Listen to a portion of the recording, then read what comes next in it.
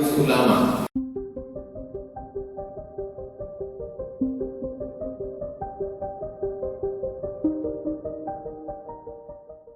Lalu kemudian hari berganti, musim berubah, tak sama lagi kemampuan manusia. Ada yang hebat dalam bidang politik, ada yang S1, S2, S3 dalam bidang politik, ada yang ahli dalam bidang politik tapi tak paham agama. Ada yang hebat dalam bidang fikih, usul fikih, qawaidul fikih, mengeluarkan hukum halal haram, mengistimbat hukum dari Quran dan Sunnah, hebat, tapi tak ahli dalam bersiasat mengatur negara. Maka terbagilah dia menjadi dua. Yang memimpin negara disebut dengan sultan, sedangkan yang memimpin dalam masalah agama disebut dengan mufti. Mufti artinya orang yang mengeluarkan fatwa. Kita ini dulu di bawah kerajaan Riau Lingga. Untuk memimpin kerajaan maka sultan, di antaranya Sultan Abdurrahman. Tapi sultan ini tahu diri. Dia menganggap, oh saya paham dalam masalah politik, tapi dalam masalah agama saya dengan rendah hati menyerahkan urusan ini kepada mufti. Di antara mufti yang masyhur Syekh Abdul Wahab Siantan, di antara mufti yang masyhur adalah Habib Syekh As-Saqqaf. Makanya kalau kita ziarah ke makam, ini makam sultan, ini makam mufti. Karena memang kemampuan manusia tak sama dibagi Allah Subhanahu wa taala. Hebat dalam bidang agama, kurang cakap dalam masalah politik. Hebat masalah politik, jahil dalam masalah agama. Masalah agama tak tahu, masalah politik pun tak mengerti, diam aja lah. Jadi kita didik anak-anak kita itu paham dua-duanya, mengerti masalah urusan dunia, paham dalam masalah urusan akhirat. Kemanapun kita pergi, sampai hari ini ada Mesir ada yang mengurus masalah urusan politik, itulah dia presiden sekarang. Tapi dalam masalah urusan agama itu diserahkan kepada Universitas Al-Azhar. Diangkat seorang mufti. Mufti itu mesti tamat Al-Azhar. Di antara muftinya yang sekarang adalah Profesor Dr. Syekh Syauqi Alam. Dalam masalah Saudi Arabia pun begitu. Saudi Arabia dulu dipimpin otonomi khusus. Makkah, Madinah namanya Hijaz. Makkah, Madinah itu otonomi khusus di masa pemerintahan Turki Utsmani, dipimpin oleh Syarif, keturunan Nabi Muhammad SAW. Nabi punya anak namanya Sayyidatuna Fatimah. Fatimah punya anak namanya Sayyidina Husain. Husain punya anak namanya Sayyidina Ali. Husain itu punya anak namanya Ali juga. Maka untuk membedakan antara Ali atuk dengan Ali cucu, Ali yang cucu ini dipanggil dengan Zainal Abidin. Zainal Abidin punya anak namanya Muhammad Baqir. Muhammad Baqir punya anak namanya Ja'far Shadiq. Ja'far Shadiq punya anak namanya Ali Al-Uraidi. Nah, ini zuriat Nabi Muhammad SAW. Lalu kemudian keturunan daripada ini sampailah kepada seorang laki-laki namanya Syarif Husain. Syarif karena dia mulia. Husain, nama-nama mereka ini memang banyak memakai Hasan, Husain, Hasan, Husain, Hasan, Husain. Syarif Husain itu memimpin Hijaz, Makkah dan Madinah. Digulingkan pada tahun 1924, berubah kekuasaan di Makkah Madinah, berubah menjadi King Saud.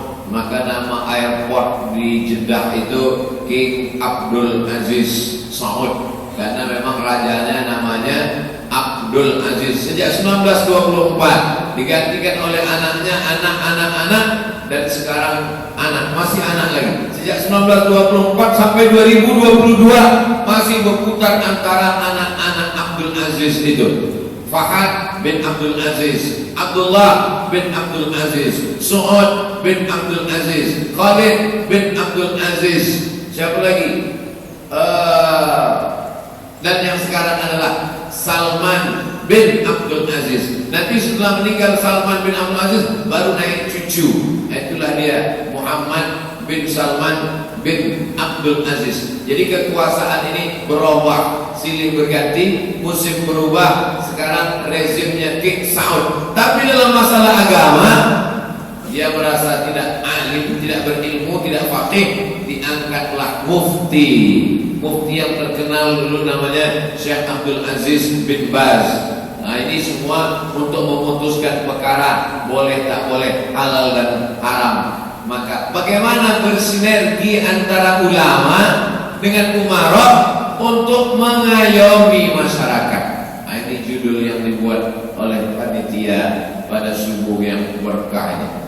Jarang-jarang judul pengajian begini. Biasanya pengajiannya bagaimana kita sabar kalau sendal hilang, bagaimana kita ikhlas, bagaimana kita bertawakal. Ini judulnya agak ilmiah, agak tinggi sedikit. Mungkin karena masjid belum selesai. Bagaimana ulama dengan umarok bersinergi, bekerja sama untuk mengayomi masyarakat. Bagaimana mungkin ulama bisa mengayomi masyarakat kalau dia tidak mengerti masyarakat? Siapa yang mengangkat ulama? Maka dalam Islam diajarkan ati'ullah, ta'ala kepada Allah, wa ati'ur rasul, ta'ala kepada Rasulullah SAW, wa ulil amri, pemimpin. Apakah pemimpin itu hanya sultan, raja? Dulu karena mengambil istilah-istilah dari India, nenek moyang kita ini dulu pertama-pertamanya mengikut kepada India. Pemimpin di India itu dipanggil dengan raja atau raja, maka disebut dengan raja, kerajaan. Tapi kemudian setelah Islam datang, maka berubah dari kerajaan menjadi kesultanan. Ada yang kesultanan itu muncul setelah Islam, di antaranya Kesultanan Riau Lingga. Maka kita tidak menyebutnya kerajaan, tapi kesultanan. Beda dengan Indragiri. Kalau Indragiri sebelum Islam datang dia sudah kerajaan, tapi begitu Islam datang berubah. Raja-raja itu merubah karena mereka bersyahadat masuk Islam.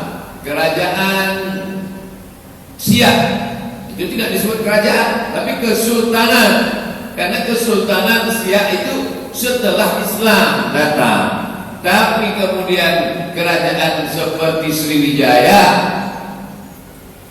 Tomasih, makanya sebelum Islam datang. Tapi kemudian ketika Islam datang, mereka bersyahadat raja-raja ini. Aceh juga begitu. Aceh kerajaan. Di antara rajanya itu namanya Miraselu, tidak nama Islam. Lalu kemudian suatu malam dia tertidur bermimpi, nampaknya seorang laki-laki bersorban dan berjubah meludah ke mulutnya. Bangun-bangun dia sudah bisa membaca Al-Quran. Dialah seorang sultan yang merubah nama menjadi Malikul Saleh. Malik artinya raja, Saleh raja yang saleh. Bahasa Arabnya kemudian orang menyebutnya Malikul Saleh. Meninggal pada tahun 1297 Hijrah. Wali Songo Masehi 1297 Masehi. Wali Songo kepala 14 sekian. Pergilah ziarah ke makam Sunan-Sunan, di antaranya di Surabaya, nampak di batu nisannya 14 sekian. Jadi artinya apa? Kesultanan di Aceh sudah Islam 200 tahun sebelum masa Wali Songo. Maka disebut Makkah, disebut dengan Serambi Makkah. Serambi itu apa? Emperannya. Mengapa kerajaan Islam di ujung-ujung pulau Sumatera itu Aceh disebut dengan Serambi Makkah? Karena seluruh orang di Nusantara sebelum dia sampai ke Makkah dia mesti masuk Serambi dulu. Kenapa? Karena asrama haji kapal laut waktu itu di Aceh, di dekat Pulau Sabang. Itu salah satu sebabnya. Tapi sebab yang kedua adalah bahwa di antara Nusantara ini kesultanan kerajaan-kerajaan yang pertama kali bersyahadat adalah Kesultanan Kerajaan Aceh. Barulah turun ke bawah sampailah ke negeri kita. Lalu kemudian sultan-sultan ini merasa dia paham mengatur politik, tapi dalam masalah agama diserahkannya kepada ulama, kepada habib, kepada sayyid, kepada syarif, kepada kiai. Di Jawa begitu juga dalam masalah kerajaan Demak dipimpin oleh Sultan Demak, tapi dalam masalah agama diserahkan kepada wali songo. Wali-wali inilah yang memutuskan perkara-perkara agama. Ini hukum sebab akibat analisa dari Imam Muhammad Abu Hamid Al-Ghazali, meninggal pada tahun 505 Hijrah. Kitabnya yang populer, nama kitabnya adalah kitab Ihya Ulumuddin. Kitab Ihya Ulumuddin ini sampai ke negeri Melayu, diterjemahkan ke dalam bahasa Melayu, ditulis dalam huruf Melayu. Itulah dia kitab Sayrus Salikin yang ditulis oleh ulama besar dari kerajaan Melayu di Palembang, namanya Syekh Abdul Somad Al-Falembani. Jadi yang namanya sama macam nama saya itu saya sebutkan selalu dalam ceramah. Saya yakin di kerajaan Riau Lingga kitab itu masih dibaca.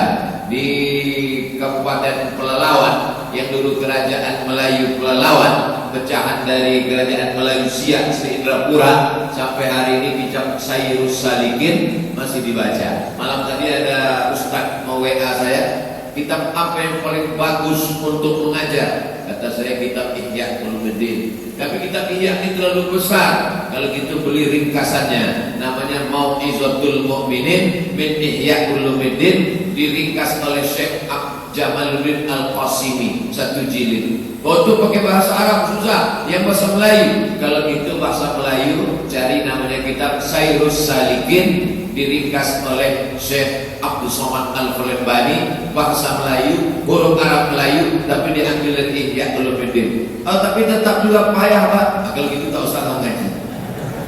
Udah dikasih payah juga, semua payah. Nah, jadi dalam masalah ini, apakah ulama-ulama ini semuanya mau menerima jabatan yang dikasih oleh sultan? Tak semuanya mau. Bahkan sebagian mereka menolak karena takut dekat-dekat dengan umarah. Di antara yang menolak itu adalah imam mazhab yang pertama, namanya Imam Abu Hanifah, terkenal dengan Imam Hanafi. Imam Hanafi diangkat untuk menjadi hakim agung. Di antara semua hakim, ada hakim tertinggi pemutus keputusan, diangkat dia. Imam Hanafi tak mau menolak. Bolak-balik mau diangkat tak mau, sampai akhirnya meninggal dunia, bahkan dipenjara karena menolak menjadi hakim. Begitulah hebatnya ulama dulu. Ulama yang menolak jabatan kekuasaan ini disebut dengan zuhud. Sekarang banyak juga ustaz-ustaz, ulama-ulama yang mengatakan ustaz tidak menjadi hakim. Enggak, saya zuhud, padahal tak lulus. Tak lulus PNS caleg hakim, pembukaan caleg hakim, tak lulus. Habis itu tak lulus karena malu bilang tak lulus, bilang zuhud. Ini namanya zuhud juga, cuma zuhud karena tak lulus. Di antara ulama yang zuhud tak mau menerima jabatan adalah Imam Ahmad bin Hanbal, imam yang keempat. Itulah dia Imam Hambali. Imam Hambali pun zuhudnya luar biasa. Suatu ketika adik sultan di Baghdad sakit, kerasukan jin, diganggu oleh hantu setan. Lalu kemudian datanglah orang ke rumah Imam Ahmad bin Hanbal. Imam Ahmad, ya, tolong datang ke istana, adik raja kerasukan setan, diganggu jin. Kata Imam Ahmad bin Hanbal, tak usahlah aku datang membaca mendoa ruqyah, kalian bawa ajalah, ada selop di dapur Buya B. Jadi di kamar mandi ulama-ulama itu biasanya ada selop dari kayu. Orang Melayu menyebutnya terompah kayu. Kenapa kita disuruh pakai terompah kayu di dalam toilet? Supaya air kencing yang terpercik ke lantai itu tidak mengena ke tapak kaki, nanti menimbulkan was-was. Waktu kita sedang sholat datang setan ke bisik, kaki kau bernajis, kaki kau bernajis, kaki kau bernajis, kaki kau bernajis. Tidak mungkin kita jawab dia kau setan. Maka untuk menghilangkan was-wasnya pakai selop terompah kayu. Jadi waktu itu kata Imam Ahmad bin Hanbal, aku tak mau datang ke istana. Kalau kalian mau juga, ambillah, ada terompah kayu di belakang. Diambil mereka terompah kayu, dibawa ke Baghdad, diletakkan di dekat adik raja menengok terompah kayunya pun setan takut. Di mana bisa kami tengok cerita ini Pak Ustaz? Dalam kitab judulnya Laqtul Marjan. Penulisnya seorang ulama ahli hadis, hafal 200.000 hadis. Namanya Imam Jalaluddin Abdurrahman As-Suyuti. Ustaz kok tahu kitab itu? Saya menerjemahkannya bahasa Indonesia. Kenapa Ustaz terjemahkan? Balik dulu saya menerjemah buku itu kemudian dijual ke penerbit. Setelah itu hilang, setelah saya viral, dicetak mereka ulang. Buku ini diterjemahkan oleh Al-Ustaz Abdul Somad. Saya tengok dia, aku menerjemahnya. Laqtul Marjan, Imam Jalaluddin Abdurrahman As-Suyuti. Tiba-tiba suatu hari kuat lagi adik raja tadi. Mulai dia ketawa sendirian, mulai dia diganggu jin lagi. Orang heran, kenapa adik raja ini kumat balik sakit? Rupanya pas hari itu meninggal Imam Ahmad bin Hanbal. Mengakulah jin yang merasuk ke adik sultan tadi. Kata dia, aku bukan takut sama sendalnya, tapi karena aku takut sama orang yang punya sendal ini. Dan hari ini dia sudah meninggal dunia. Rupanya kalau kita takut kepada Allah, selok kita pun jin-jin takut. Ustaz Somad, jangankan jin, selok hilang dicuri zaman. Kecuali di Tanjung Pinang. Di Tanjung Pinang belum pernah sendal saya hilang. Kenapa? Karena ada satu panitia khusus mengurus sendal. Jamaah yang dimuliakan Allah Subhanahu wa taala. Saya tak masuk akal Pak Ustaz. Masa iya ada logika bahwa jin takut sama sendal Imam Ahmad bin Hanbal? Ada juga orang yang mengkritik dia yang rasional cerdas. Tak masuk akal. Masa iya jin takut sama sendal Imam Ahmad bin Hanbal? Aku bilang ada jin takut sama sendal Imam Ahmad bin Hanbal, kalian tak percaya. Tapi PNS takut sama mobil gubernur? Gubernurnya di rumah. Datang supir itu bawa mobil ke kantor, pucat semua pegawai. Kepala dinas pun takut semua. Kaca terbelah gelap. Begitu keluar, rupanya supir. Kau di dalam. Pak Gubernur, dia di rumah. Begitulah logikanya lebih kurang. Jadi kalau bapak nanti jadi bupati, jadi gubernur, tak usah berangkat, mobil itu aja suruh ke kantor. Begitulah sendal Imam Ahmad bin Hanbal itu. Sebagian dimuliakan Allah Subhanahu wa taala. Jadi tidak semua ulama-ulama itu dulu mau mendekat, tapi sebagian. Saya tidak menyalahkan kalau ada ulama yang mau diangkat menjadi mufti dalam sejarah. Kenapa? Syekh Muhammad Arsyad Al-Banjari, ulama besar, pulang dari kota Makkah, diangkat menjadi mufti kerajaan Banjar di Kalimantan Selatan. Saya ziarah ke makamnya. Lalu kemudian beliau menulis kitab yang dipegang oleh seluruh kerajaan-kerajaan Melayu. Itu memakai kitab dia. Namanya kitabnya Sabilal Muhtadin. Kitab itu merupakan syarah yang ditulis oleh Mufti Aceh. Jadi di Aceh pun dulu kerajaan Islam ada muftinya yang mengurus dalam masalah agama ini. Nama Mufti Aceh itu Syekh Nuruddin Ar-Raniri. Itulah yang menjadi nama IAIN Ar-Raniri, sekarang menjadi nama UIN, Universitas Islam Negeri Ar-Raniri. Jadi ulama-ulama yang diangkat menjadi mufti, termasuklah yang menerjemahkan Quran ke dalam bahasa Indonesia, ke dalam bahasa Melayu. Waktu itu belum ada Indonesia, diterjemahkan ke dalam bahasa Melayu pertama kali, ditulis oleh mufti kerajaan Aceh, namanya Syekh Abdul Rauf As-Singkili.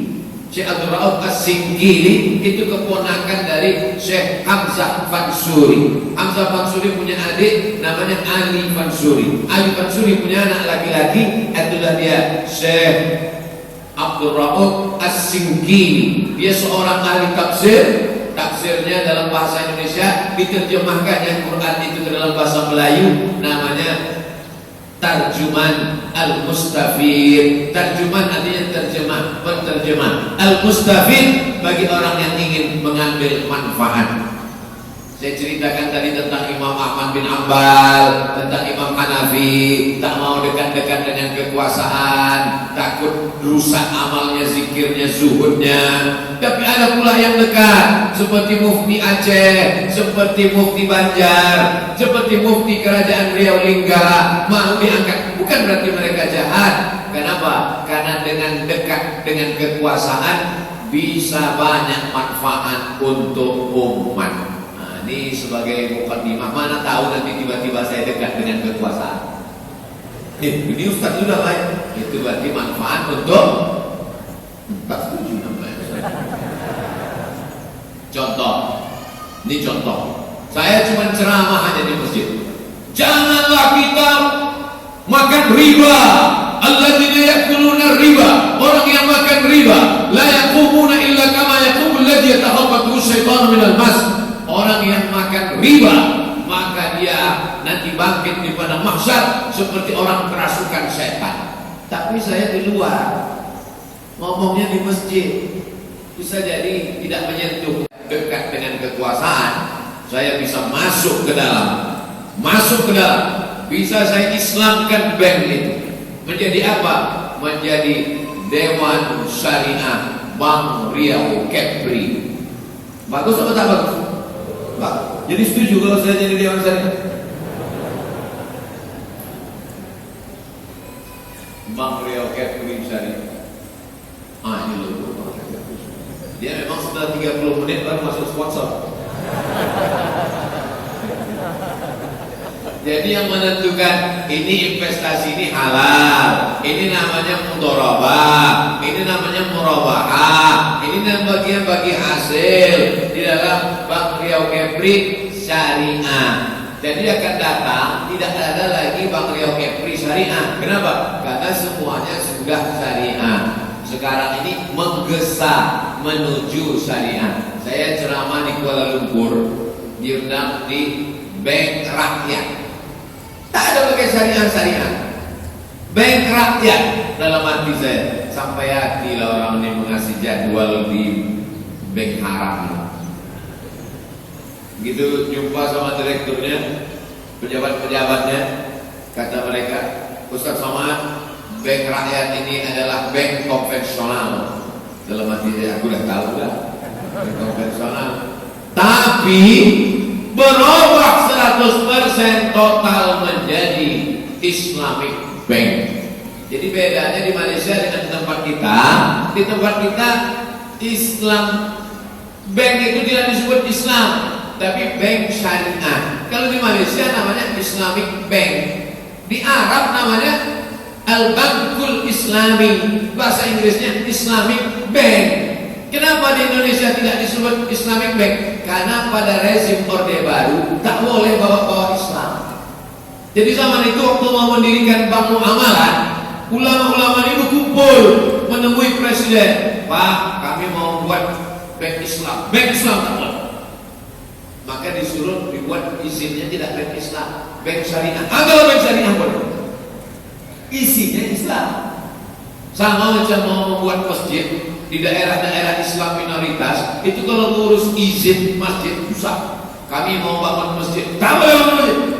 Mau bangun musola, tak boleh. Mereka buat izin musola, tapi sholat Jumat di musola. Masjid juga.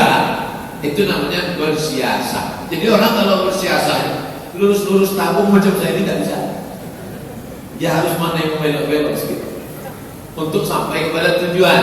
Itu namanya siasat. Siasatul din, mengatur agama, wad dunia, mengatur dunia. Itu tugas penguasa, ulil amri, sultan, malik. Kata imam, ada imam khusus dalam mazhab Syafi'i yang membahas masalah negara, kaitannya dengan agama. Nama imamnya Imam Al-Mawardi, mazhabnya Syafi'i, meninggalnya tahun 450 Hijrah. Nama kitabnya Al-Ahkam As-Sultaniyah, hukum hakam kesultanan. Bagaimana mengangkat pemimpin, bagaimana tugas pemimpin, 10 tugas pemimpin. Di antara tugas pemimpin adalah menyelamatkan rakyat dari makan haram. Bagaimana selamatnya rakyat dari makan haram? bebas dari riba, maka pemimpin membuat Islamic Bank, ulama mengurusnya, berdirilah Bank Riau Kepri Syariah. Mudah-mudahan segera nanti tidak ada lagi konvensionalnya, sama macam Bank Aceh Syariah, sama dengan Bank NTB. Di Indonesia ini yang sudah syariah total dua, satu Bank Aceh, satu Bank NTB. Yang sedang dalam proses dua, satu Bank Riau Kepri Syariah, satu lagi Bank Nagari Sumatera Barat. Kita berdoa sebelum kita mati, atau andai setelah kita mati, semua bank konvensional ini berubah menjadi syariah, insyaallah. Amin. Di Aceh keluar namanya Qanun. Qanun itu artinya undang-undang. Di Aceh pakai istilah khusus namanya Qanun, tapi di tempat kita namanya Perda, peraturan daerah Aceh. Tidak boleh ada bank konvensional, semuanya mesti syariah. Jadi kalau BCA mau buka bank di Aceh boleh, tapi BCA syariah. BRI, alhamdulillah 3 bank ini sudah merger. BRI syariah, BNI syariah, Mandiri syariah, menyatu melebur, itulah dia menjadi BSI, menjadi Bank Syariah Indonesia. Tentu kita sebagai orang Riau Kepri menabung di bank yang milik kita, yaitu Bank Riau Kepri Syariah. Nah, jadi sebagai ulil amri, pemimpin, dia mesti, kalau tidak nanti dia dituntut di hadapan Allah Subhanahu wa taala. Hai gubernur, hai bupati, hai wali kota, sudah kau selamatkan rakyatmu dari makan haram? Sudah. Apa yang kau buat? Bank Riau Kepri Syariah. Ustaz juga begitu. Hai ustaz, hai ulama, sudah kau selamatkan umat? Sudah. Apa yang kau lakukan? Aku menjadi dewan syariah. Masuk ke dalam. Yang tak bisa masuk ke dalam, di luar. Ustaz kenapa tak masuk ke dalam? Saya orangnya zuhud, tak mau saya masuk ke dalam. Padahal itu tadi ikut tes jadi dewan syariah, tak lulus. Jadi Ustaz Somad tak masuk ke dalam Bank Riau Kepri Syariah ini karena tak lulus. Tak lulus. Siapa yang berani ngetes saya?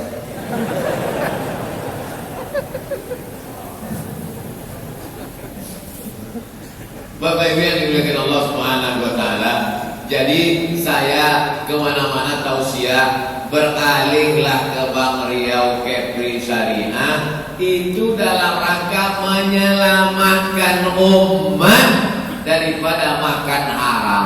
Orang yang makan haram ini, pertama, bangkit nanti dari kubur, waktu ditiupkan sangkakala, wa idzal qubur bu'tsirat, bangkit dari kubur seperti orang kerasukan setan. Kalau istilah Jawanya kesambet, kalau kata orang Melayu tesapu. Kalau pernah Bapak Ibu menengok orang kerasukan setan, begitulah nanti dari bangkit dari kubur. Nanti Bapak Ibu kalau di padang mahsyar nampak orang bangkit dari kubur gitu, pasti kau menabungnya tidak di Bank Riau Kepri Syariah. Anda ingin selamat dari kerasukan setan, beralihlah ke Bank Riau Kepri Syariah. Mulai hari ini jangan tunda-tunda. Potong video saya ini, kirim ke saya, nanti saya posting ke Instagram yang followernya hampir 6 juta itu. Bapak Ibu yang dimuliakan Allah SWT. Yang kedua, berdoa pagi, petang, siang dan malam. Rabbi habli minas shalihin, jadikan anakku penghafal Quran, jadikan anakku mujahid fisabilillah, jadikan anakku pakai jilbab panjang, jadikan anakku menuntut ilmu, jangan sampai pacaran. Tak dikabulkan Allah doanya. Kenapa? Mat'amuhu haram, gara-gara makan haram. Aku tak ada korupsi Pak Ustaz, aku tak ada makan haram Pak Ustaz. Kau makan haram gara-gara riba, menabung, dapat untung, dapat duit, dapat bunga, dibelikan beras ditanam jadi nasi, nasinya dimakan, lidah yang kau makan riba, lidah juga yang kau pakai berdoa. Matamu haram, makan haram. Kecuali lidah kau dua, satu untuk makan, satu untuk berdoa. Lidah itu dipakai untuk makan riba, lidah itu juga berdoa, tak diterima Allah Subhanahu wa taala. 3, sepiring nasi berubah menjadi setetes darah, berubah menjadi daging, ayyuma lahmin, setiap daging di badan, nabata min haramin, tumbuh dari yang haram, fannaru aulabi, tempatnya api neraka jahanam. 4. Nasiyatin kadibatin khati'ah. Nasiyatin, ubun-ubun, kadibatin, pembohong, khati'ah, penipu, pembuat dosa. Kenapa ubun-ubun? Yang jahatkan tangan, yang jahatkan mulut, yang jahatkan kaki, yang jahatkan lidah. Kenapa ubun-ubun? Ubun-ubun ini otak bagian depan. Otak bagian depan nilai yang memerintahkan mulut, otak bagian depan nilai yang memerintahkan tangan, otak bagian depan nilai yang memerintahkan kaki. Yang tak punya otak, makan otak-otak. Otak ini dapat perintah dari mana? Dari jantung. Karena darah dari jantung menyembur naik ke otak. Naik mendaki susah, ditolong dengan sholat. Kalau kita berdiri, otaknya di atas, jantungnya di bawah. Tapi kalau kita sujud, jantungnya di atas, otaknya di bawah. Makanya sujudnya mesti lama. Supaya apa? Darah dari jantung turun ke otak. Subhana rabbiyal a'la wa bihamdihi, subhana rabbiyal a'la wa bihamdihi, subhana rabbiyal a'la wa bihamdihi. Yang paling bagus 11 kali, kurang bagus 5 kali. Yang paling tak bagus 3 kali, satu nafas macam kena bakwan panas.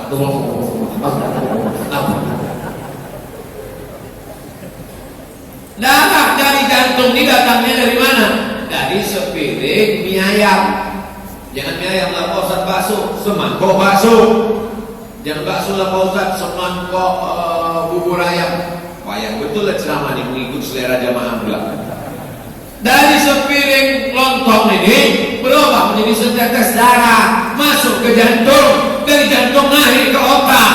Dari riba haram, minumannya tidak haram, tertulis label halal BP POM MUI Majelis Ulama Indonesia, tapi haram karena dari riba.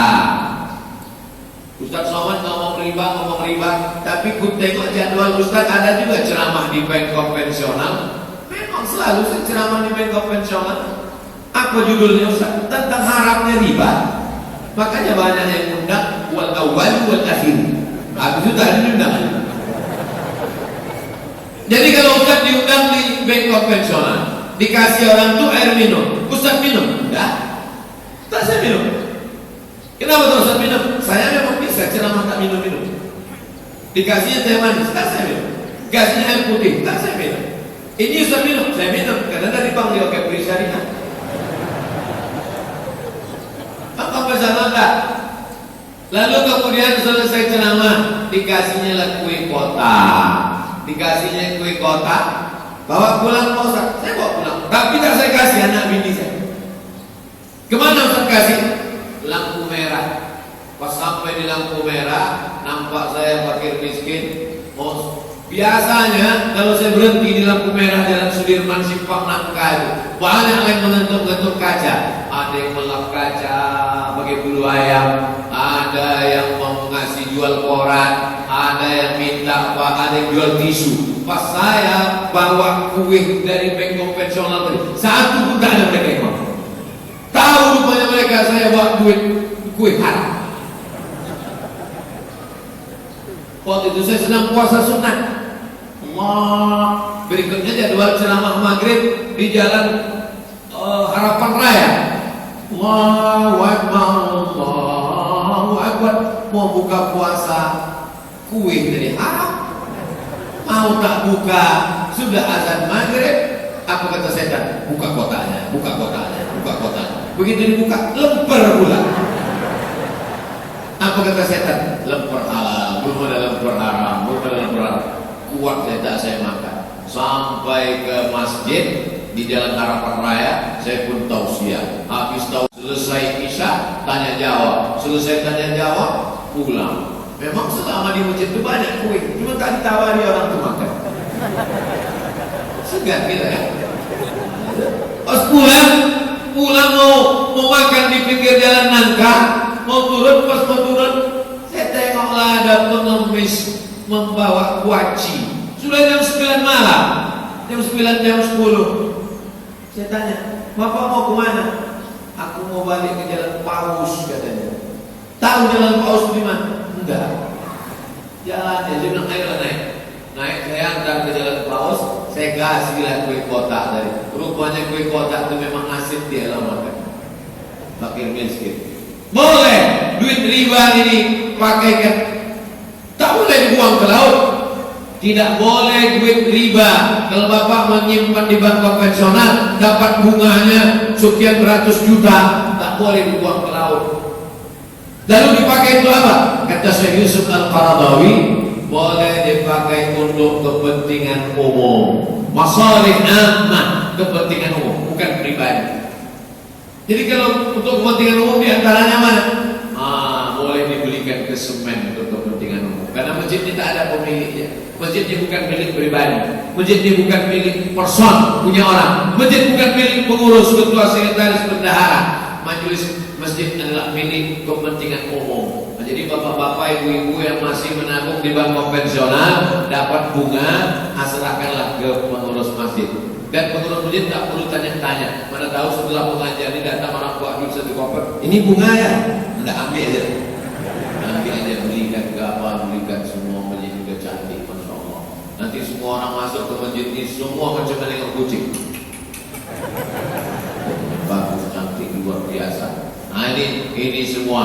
Kalau mau selamat kita, maka ulama memberikan fatwa halal haramnya, umara memberikan izinnya, selamatlah masyarakat. Ini baru satu contoh kecil dalam bidang keuangan, dalam bidang masalah duit. Tapi cerita di bank konvensional tadi kan belum selesai Pak Ustaz. Dikasih air minum tak usah minum, tidak. Dikasih kue kotak tak usah makan, tidak. Kan mereka mengasih amplop Pak Ustaz. Kan ada honornya, ada duitnya, betul. Ustaz ambil, saya tengok dulu. Kalau sikit tak saya. Udahlah sikit, masuk neraka pula. Masuk neraka sama koruptor. Masuk neraka satu tempat. Kata pas masuk Ustaz ke dalam, Ustaz di sini juga. Iya, Ustaz tempatnya di surga. Enggak, aku masuk yang transit pula. Kenapa Ustaz sama kami? Itulah gara-gara ceramah di bank konvensional. Orang tuh masuk neraka banyak, 3 miliar. Kita masuk neraka 300.000. Dari awal tausiah dulu. Kalau ada dari bank konvensional saya tulis bank konvensional. Habis itu diserahkan ke panti jompo, panti yatim, fakir miskin, pembangunan masjid. Jangan sampai nodai, kotori, riba. Anak bini di rumah solihah, baik-baik, hijau-hijau, lucu-lucu, lugu-lugu, disuapkan makanan haram. Jadi sebetulnya bukan kenakalan remaja, bukan kenakalan anak-anak, tapi kenakalan orang tua karena mengasih makan riba. Saya berharap selesai tausiah ini hari apa ya? Hari Sabtu tutup, hari Ahad juga tutup. Hari Senin semua yang hadir ini beralih ke Bank Riau Kepri Syariah. Amin. Dari punya aminnya macam-macam tak setuju. Hari Senin semuanya berpindah ke Bank Riau Kepri Syariah. Amin. Ulamanya siapa di situ di Bank Riau Kepri Syariah itu? Yang sekarang sebagai Dewan Syariah di Bank Riau Kepri Syariah, namanya salah satunya dulu Ustadz Tengku Zulkarnain. Ustadz Tengku Zulkarnain sudah meninggal. Sekarang di situ namanya Al-Mukarram Ustadz Dr. Zulhendri Rais LC MA, LC Al-Azhar Mesir, MA Sudan, Dr. Sudan, Imam Besar Masjid Raya An-Nur Pekanbaru, diangkat sebagai Dewan DPS Penasehat Syariah Bank Riau Kepri. Dia mesti 2 orang, 3 orang. Ada satu lagi Ustadz, lupa pula nama. Ustadz Somad tak masuk. Ustadz Somad dia di luar aja. Dia Ustadz Somad di surau, di masjid, di musola. Kalau untuk yang di bank-bank yang pakai jas, pakai dasi tidak bisa. Kenapa? Tak tahan AC, kedinginan. Bapak Ibu yang dimuliakan Allah. Tapi saya tetap menceramahkan kepada masyarakat. Jadi bagi-bagi tugas. Tak boleh kita ejek. Ustaz kenal dengan Ustaz Fulan? Kenal? Dia sekarang di Dewan Syariah Bank Riau Kepri yang gedungnya di lantai atas. Kalau menengok kantornya mesti mendawan sakit leher.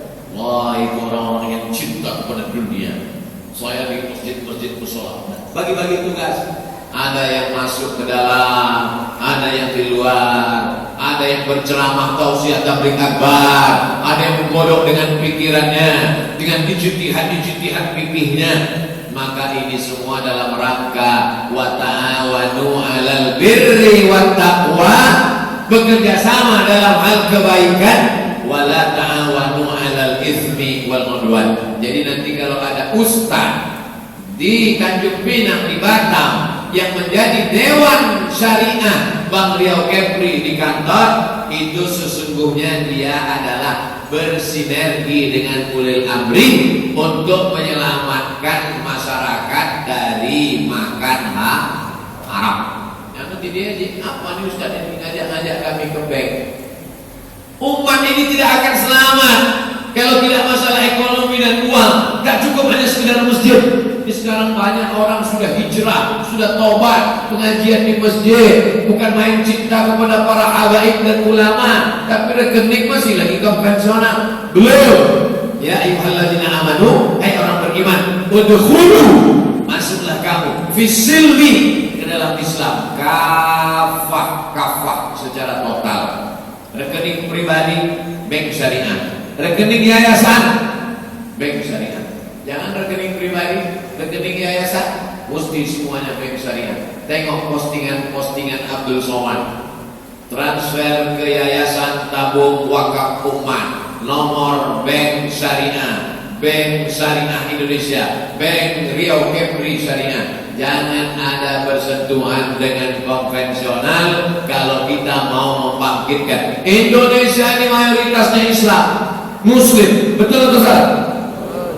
Tapi bank syariahnya baru paling tinggi 7%. Lalu yang 93% umat Islamnya kemana?